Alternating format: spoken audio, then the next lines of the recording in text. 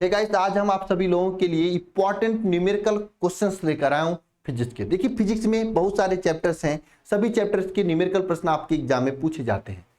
अगर यह कहा जाए कि हम आपको एक वीडियो में पूरे क्वेश्चंस करा दें या 10 वीडियो में 4 दिन में 5 दिन पूरे क्वेश्चन करा दें तो ये संभव नहीं है। लेकिन हाँ, मुझे जो लगता है इंपॉर्टेंट है आप सभी के एग्जाम को लेकर, ऐसे क्वेश्चंस हम लेकर आ रहे हैं और आगे भी लेकर आएंगे। आप सभी लोगों के लिए मैं कहना चाहूंगा, ज्यादा लंबा लेक्चर्स नहीं है, सभी क्वेश्चंस को कर लो। हो सकता है इसी टाइप का कोई ना कोई क्वेश्चन आपके एग्जाम में मां षष्ठी की कृपा रहे, ऊपर वाली कृपा रहे तो देखने को सीधे मिल जाएगा और आप करके आ जाओगे। दूसरी बात, मैं सभी से ये बात कहना चाहता हूं कि ये टाइम है खुद को प्रिपेयर करने की, खुद की तैयारी करने की। पढ़ाई जो किए हो, लेकिन खुद को तैयार करने में भी कोशिश करो। तैयार करने का मतलब क्या है, जो पढ़ रखा है आपने उसको फिर से रिवाइज कर लो, तैयार कर लो। ठीक है, अपने आप को प्रिपेयर कर लो कि जो आपने पहले पढ़ रखा है उसको अच्छे से लिख लेंगे। यानी इस टाइम में आपको लिखने पे ज्यादा फोकस करना है कि आप अच्छे से लिख लोगे कि नहीं लिख लोगे। रिवीजन करने पे ज्यादा फोकस करना है कि आप अच्छे से रिवाइज कर लोगे कि नहीं कर लोगे। क्योंकि एक बात ध्यान रखना, एग्जामिनर किसी का नाम, रोल नंबर या फिर उसका शकल सूरत देखकर नंबर नहीं देता एग्जाम में, देता है तो आपके लिखावट पर, आपके कॉपी को देखकर। तो कॉपी क्यों नहीं है, अच्छा से लिखे। कॉपी जितना अच्छा हो सके उतना आपको लिखना है। ठीक है, यह तभी हो सकता है जब आप अभी से लिखने की प्रैक्टिस करोगे। जितना पढ़ रहे हो उसको मैक्सिमम लिखा करो, तभी आपको बेनिफिट होगा। तो चलिए क्वेश्चंस कर लेते हैं। ये बात ध्यान रखना, जरा बताना सभी लोग पेन ओन लेकर आए हो कि नहीं, मार्केट से लिखने स्टार्ट कर दिए हो कि नहीं, कि वही एग्जाम के दिन जाओगे पेन खरीद कर वहां पे लिखने लोगे, ऐसा तो नहीं करोगे ना। एक बढ़िया सा पेन जो आपके हाथ के लिए सुटेबल है, पेन लेकर आओ, लिखो उससे। ठीक है, चलिए स्टार्ट करते हैं आज की क्लास को। देखिए आपके सामने क्वेश्चन नंबर ये दिया हुआ है। बात ये क्वेश्चन की नहीं है, ये क्वेश्चन तो आप वैसे भी कर लेने वाले हो, लेकिन मैं इस क्वेश्चन में आपको ये बताऊंगा कि इसको एग्जाम में कैसे करना है, किस तरह से लिखना है। देखिए स्थिर वैद्युत की क्षेत्र, जहां पे वैद्युत क्षेत्र ई का वैल्यू दिया हुआ है, रखने पर पृष्ठ का वैल्यू दिया है, पृष्ठ 10J को रखने पर कितना फ्लक्स बाहर निकलेगा। तो इस क्वेश्चन को करने के लिए, न्यूमेरिकल क्वेश्चन इसको करने के लिए सबसे पहले हम लोग यहाँ पे हेडिंग डालेंगे। दिया है, क्या दिया है भाई, दिया है क्या, वैद्युत क्षेत्र ई का वैल्यू दिया है कितना, 2i + 4j + 7k, 2i + 4j + 7k, ये वैद्युत क्षेत्र ई का वैल्यू दिया हुआ है। और ये पृष्ठ का क्षेत्रफल, यस का पृष्ठ का क्षेत्रफल कितना दिया हुआ है यहाँ पे, 10j आपका पृष्ठ का क्षेत्रफल दिया हुआ है। ये वैद्युत क्षेत्र ई का वैल्यू, ये पृष्ठ का क्षेत्रफल दिया हुआ है। तो आपको ये क्या यहाँ पे पूछा, आपसे पूछा है या फिर ज्ञात करना है, लिखोगे एग्जाम में ज्ञात करना है। इस तरह से आपको एग्जाम में लिखना है, वैद्युत फ्लक्स फाई, वैद्युत फ्लक्स फाई का वैल्यू। ठीक है, हम जानते हैं कि वैद्युत फ्लक्स फाई इक्वल टू क्या होता है, ई डॉट ई होता है या ई डॉट यस होता है। ठीक है, यही होता है। ये क्या वैल्यू यहाँ पे दिया हुआ है आपका, क्या दिया हुआ है क्या वैल्यू, कि 2i + 4j + 7k, ये ई का वैल्यू दिया हुआ है। और यस का वैल्यू दिया है 10j, ये यस का वैल्यू दिया हुआ है। अब गुणा कर लो भाई, जब इसको गुणा करोगे ना, आपको यह सिखाना नहीं होना चाहिए, क्योंकि यहाँ पे देखो गुणा करते समय ध्यान देंगे, यहाँ पे आई जे तो नहीं है तो आई जे वाला 0 रखेंगे बस। सही, आई और के नहीं है तो के को 0 मानेंगे। जो है आपके पास क्या है, जे वाला है, ये जे है और ये जे है, तो बस इसके सामने वाला 4 और 10 का गुणा कर देंगे एक दूसरे में, आंसर आ जाएगा 40। तो यहाँ पे फाई का वैल्यू क्या आ जाएगा, 40।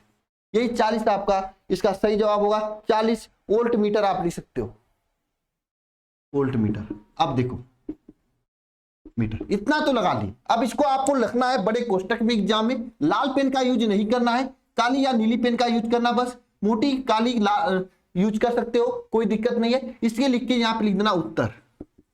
ठीक है, और हाँ, ये मात्रक आपको क्वेश्चन में जरूर लिखना है, बिना मात्रक आप लिखे आओगे तो एग्जामिनर क्वेश्चन को गलत काट दे सकता है। और इंपॉर्टेंट क्वेश्चन है, आपके एग्जाम में पूछा जा सकता है। ठीक है, नेक्स्ट क्वेश्चन देख लो। यहाँ पे स्थिर वैद्युत फ्लक्स की परिभाषा लिखिए, ये तो लिख लेना आप लोग, वैद्युत फ्लक्स की परिभाषा, मात्रक भी लिख लेना। यहाँ पे देखो सेम क्वेश्चन है, इसी तरह से आपको करना है, खुद से करके इसकी प्रैक्टिस करना। यहाँ पे देखो आई और जे नहीं है तो यह 0 हो जाएगा, के वाला है -4k और -a का वैल्यू k है। ठीक है, तो दोनों के वाला गुणा करेंगे तो 16 इसका आंसर आएगा। करके अपने से ट्राई करना एग्जाम में। ठीक है, मतलब यहाँ कर लेना ताकि एग्जाम में अच्छे से करके आओ। ये क्वेश्चन देखो, पढ़ो क्वेश्चन को, अच्छे अच्छे क्वेश्चंस मैं आप सभी लोगों के लिए लेकर आए हैं। ठीक है, इसे करो।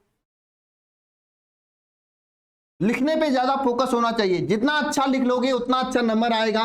बाकी पढ़ाई तो सभी लोग किए होंगे, सबको भूल गया होगा, ऐसी बात नहीं है। लेकिन वही है हीरो, वही शेर होगा जो एग्जाम में अच्छा लिखेगा। ये क्वेश्चन पढ़ो, एक गोलाकार चालक की त्रिज्या 9 सेंटीमीटर है। चालक की त्रिज्या आर का वैल्यू कितना है? 9 सेंटीमीटर है। गोलाकार चालक की त्रिज्या क्या है? 9 सेंटीमीटर है।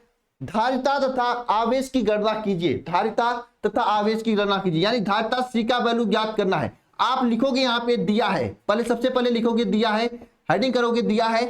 क्या क्या दिया है आपको? आवेश चालक की त्रिज्या आर का वैल्यू दिया हुआ कितना? 9 सेंटीमीटर। देखो ये दूसरे पेन से लिखोगे, इसको दूसरे पेन से लिखोगे, ठीक है। ये दिया हुआ 9 सेंटीमीटर, ठीक है। और धारिता तथा आवेश की गणना कीजिए, नीचे लिख देना आप लोग। ज्ञात करना है, ज्ञात करना है। क्या करना है? पहला क्या ज्ञात करना है आपको? धारिता। नंबर 1 क्या ज्ञात करना है? धारिता। धारिता यानी सी का वैल्यू ज्ञात करना है, धारिता ज्ञात करना है और विभव ज्ञात करना है। धारिता तथा आवेश का मान ज्ञात कीजिए, ठीक है। और आवेश ज्ञात करना है, आवेश ज्ञात करना है, क्यू का वैल्यू ज्ञात करना है। धारिता तथा आवेश का मान ज्ञात करना है, ठीक है। और दिया क्या है? गोले की त्रिज्या आर का वैल्यू दिया हुआ है, ठीक है।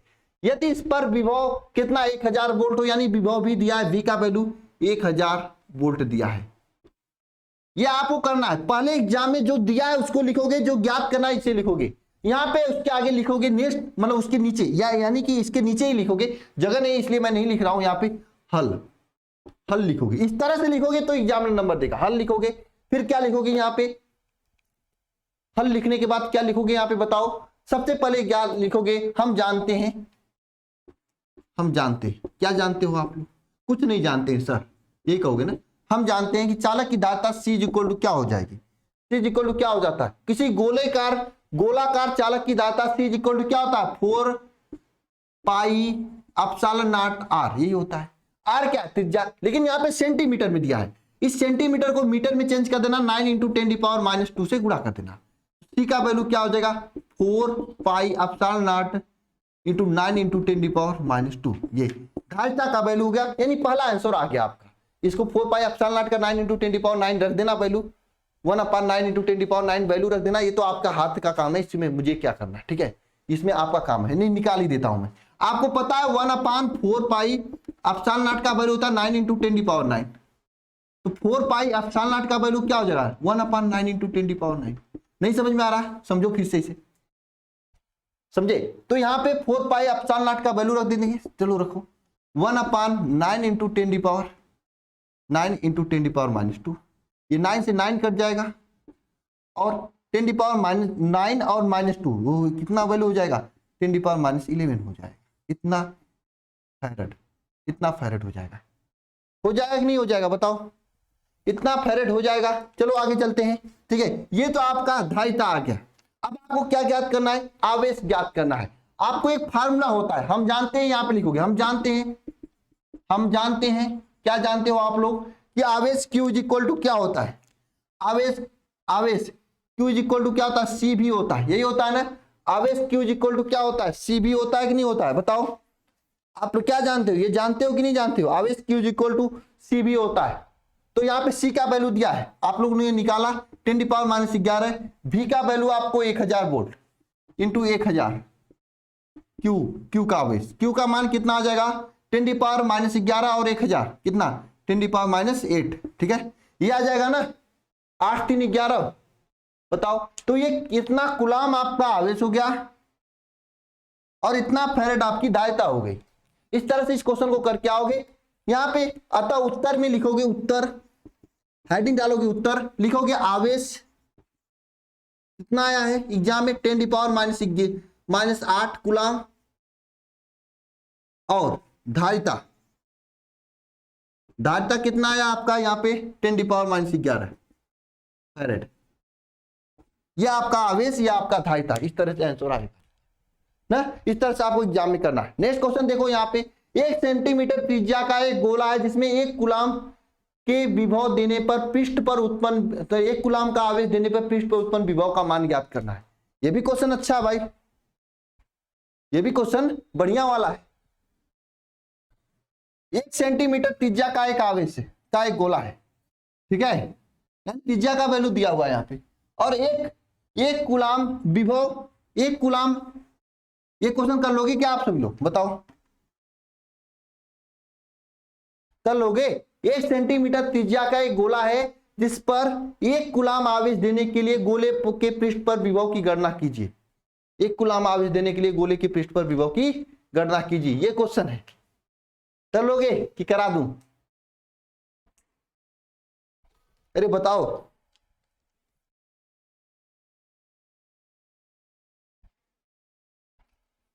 चलो करा ही देता हूं। देखो यहाँ पे गोले की त्रिज्या r का वैल्यू दिया हुआ है, आप लिखोगे यहाँ पे दिया है, क्या क्या दिया है उसे लिखोगे, दिया है, क्या क्या दिया है वैल्यू ये लिखोगे, दिया है r इज इक्वल टू कितना दिया है, 1 सेंटीमीटर 1 सेमी। आपका काम यह है कि सेंटीमीटर को तुरंत मीटर में चेंज 1 इंटू 10⁻² मीटर कर लो, ठीक है। ये आपको r का वैल्यू दिया हुआ है, ठीक है ना। इसमें 1 कूलाम आवेश देने पर गोले के पृष्ठ पर उत्पन्न विभव ज्ञात करना है। 1 कूलाम आवेश यानी Q का वैल्यू दिया है 1 कूलाम, 1 कूलाम आवेश देने पर गोले के पृष्ठ पर उत्पन्न विभव को ज्ञात करना है, यानी उत्पन्न विभव V का वैल्यू आपको ज्ञात करना है। क्या ज्ञात करना है? ज्ञात करना है क्या आपको? क्वेश्चन को इस तरह से लिख दोगे तो एग्जामिनर आपका आधा नंबर ऐसे ही दे देगा, ठीक है। क्या ज्ञात करना है? विभव V, विभव V ज्ञात करना। चलो आओ इसको सॉल्व करते हैं। आपको पता है किसी गोले की कारण, यहां पे लिखो हल, हल में आपको यह पता है, हम जानते हैं कि गोले की धारिता क्या होती है? गोले की धारिता बताओ, धारिता C is equal to 4 pi epsilon nought r, ये गोले की धारिता होती है। r का वैल्यू यह है तो यहां से C का वैल्यू क्या आ जाएगा बताओ, C का वैल्यू क्या आ जाएगा, 4 पाई एप्सिलॉन नॉट r का वैल्यू 1 इंटू 10⁻²।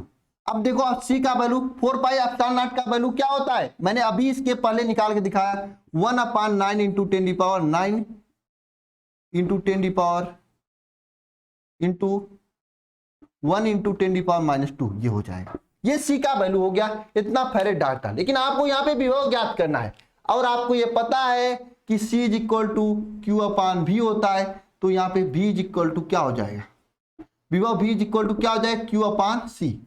Q का वैल्यू दिया है 1 कूलाम, तो रखो यहाँ पे V is equal to 1 coulomb Q का वैल्यू। अब V का वैल्यू क्या है, C का वैल्यू क्या है बताओ, 10⁻² इंटू 10⁻9, ठीक है, यही आया है। तो V इज इक्वल टू क्या हो जाएगा, ये ऊपर चला जाएगा ना, 9 इंटू 10⁻9/10⁻²। इसको सॉल्व करोगे तो 9 इंटू 10⁻11 नहीं +11 ये आ जाएगा, इतना वोल्ट आंसर आ जाएगा। बोलो इस तरह से लगा लोगे क्वेश्चंस, कर लोगे कि नहीं? इतना वोल्ट इस तरह से आपको लिखकर एग्जाम में आना है। आपको यहाँ पे लिखना है उत्तर, हेडिंग में मोटे कॉपी में लिखना है, यहाँ पे इस तरह से उत्तर लिखना है कितना, विभव इज इक्वल टू 9 इंटू 10⁻, अच्छा राइटिंग लिखना भाई 11 वोल्ट, ठीक है। इस तरह से आपको कोष्टक में डाल देना इसको, ठीक है, इस तरह से लिखना है। एक क्वेश्चन इसके बाद और है, 2 क्वेश्चंस है, ठीक है। इन 2 क्वेश्चंस को मैं देता हूं होमवर्क, करने की कोशिश करना, नहीं होगा कुछ नहीं करना है यार। इसमें 1/60 + 1/40 लिखना है, श्रेणी क्रम में जोड़ा जाता है। इसको करा देता हूं, इसके बाद वाला होमवर्क देता हूं। देखो बल्ब को जब श्रेणी क्रम में जोड़ा जाता है, कंसेप्ट याद कर लो, एग्जाम में पूछा जा सकता है, ठीक है। मुझे अच्छा लगा इसलिए मैं ला के दिया हूं। कुछ लोग न्यूमेरिकल कर रहे थे। देखो भाई 10-15 मिनट की बात है, आप देख लोगे चीजें समझ में आ जाएंगी। हो सकता है यहाँ से कोई क्वेश्चन आ जाए आपके एग्जाम में, ठीक है। देखो 1/P श्रेणी क्रम में धारिता, मैं इसमें आपको डायरेक्ट लगा रहा हूं, इसको लिखने की तरीका नहीं बता रहा हूं। श्रेणी क्रम में शक्ति क्या होता है, 1/P is equal to 1/P1 + 1/P2 होता है। 1/P इज इक्वल टू आपको यहाँ पे P1 का वैल्यू कितना दिया है 60 + 1/40 का सॉल्व कर देना, आंसर आ जाएगा P का। यार क्या मुझे सॉल्व करना, इसी तरह से ये क्वेश्चन है, इसे खुद से कर लेना, ठीक है। ये इंपॉर्टेंट क्वेश्चन थे आपके, मेरे हिसाब से इसके आगे भी मैं देता रहूंगा। बस आपसे एक ही निवेदन है कि मेहनत से लिख कर पढ़ाई करते रहना, क्योंकि लिख के पढ़ाई करोगे तभी आपको इसका बेनिफिट मिलेगा, अन्यथा फिर कुछ नहीं मिलेगा। पढ़ा पढ़ाया नुकसान हो जाएगा, नहीं नंबर आएगा अगर लिखोगे नहीं एग्जाम में। तो मैं लिखने पे इतना प्रैक्टिस कर रहा हूं।